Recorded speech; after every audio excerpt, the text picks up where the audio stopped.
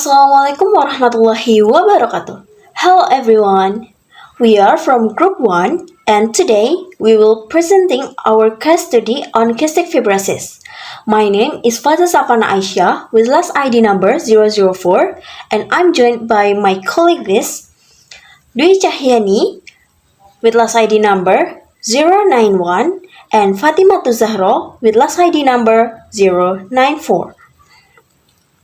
Cystic fibrosis is a genetic disorder that significantly impacts the life of thousands of individuals worldwide, affecting multiple organ systems and presenting unique challenge in clinical management. Through this presentation, we aim to provide you with a comprehensive understanding of this condition. We will guide you through 6 essential learning points. First, we will define what cystic fibrosis is and its genetic basis.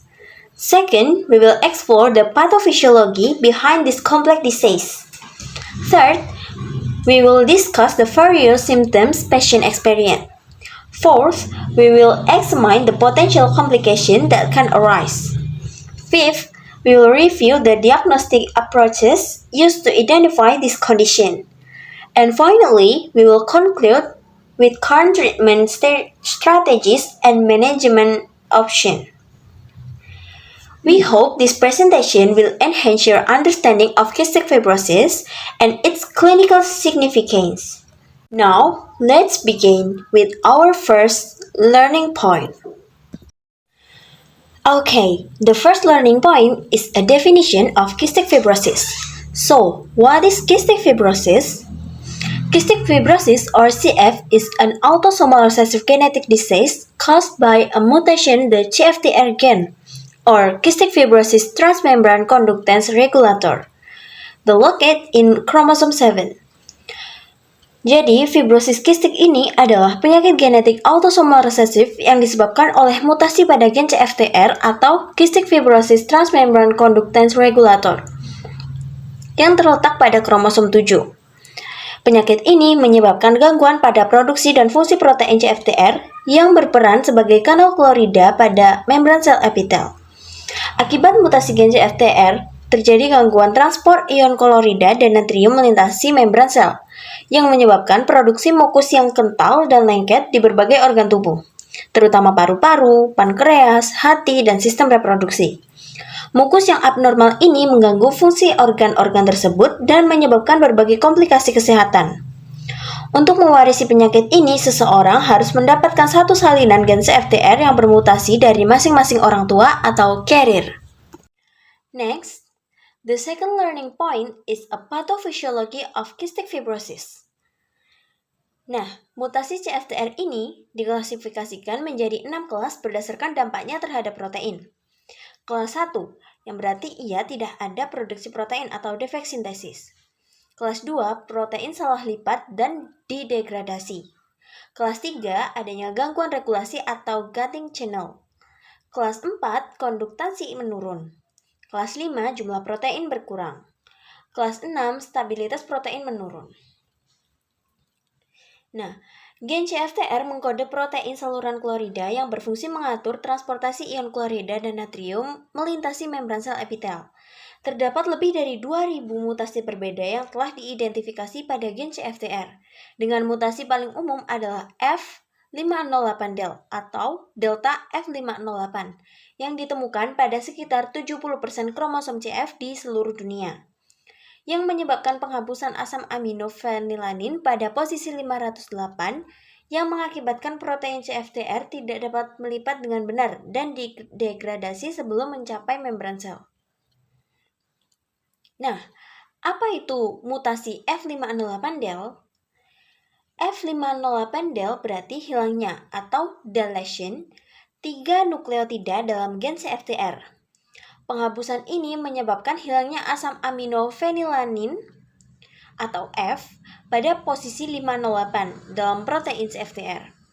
Jadi, F508del ini adalah F-nya itu fenilalanin di posisi 508 yang del atau deletion atau hilang.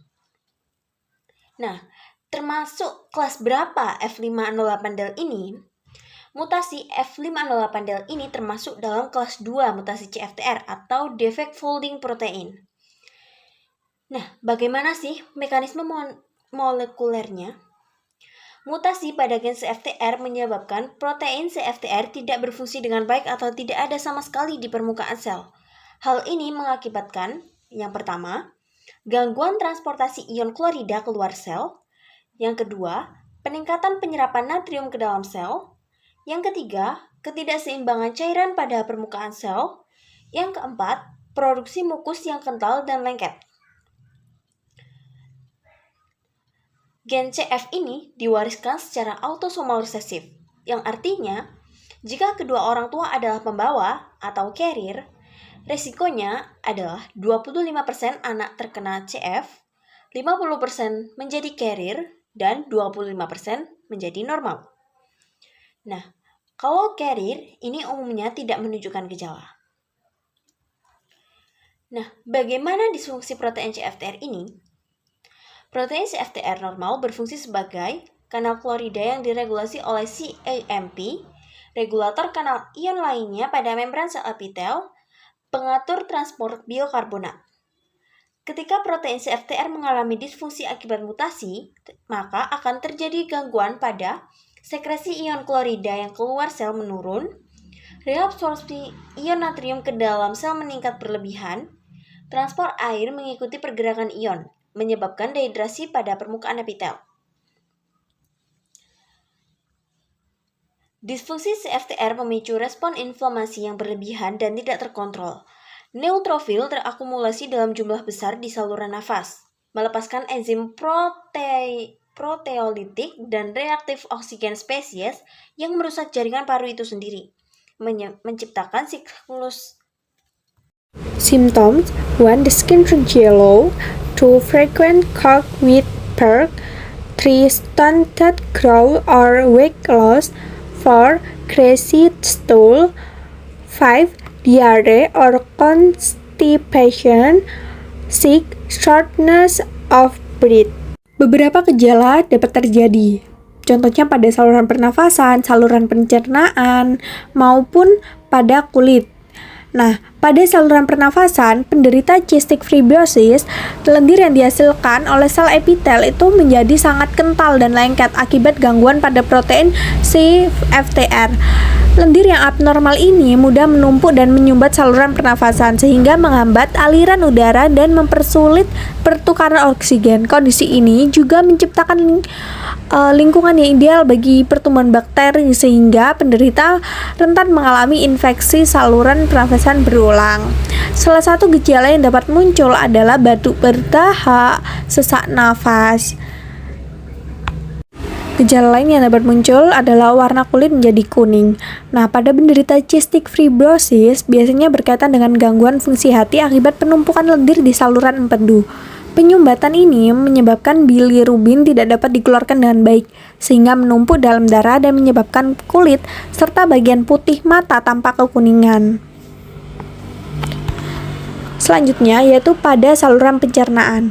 Selain menyerang sistem pernafasan, cystic fibrosis juga berdampak besar pada saluran pencernaan, terutama pankreas. Lendir yang kental dapat menyumbat saluran pembawa enzim pencernaan dari pankreas menuju usus halus. Akibatnya, enzim-enzim penting seperti lipase, amilase, dan protease tidak dapat mencapai usus untuk membantu proses pencernaan makanan.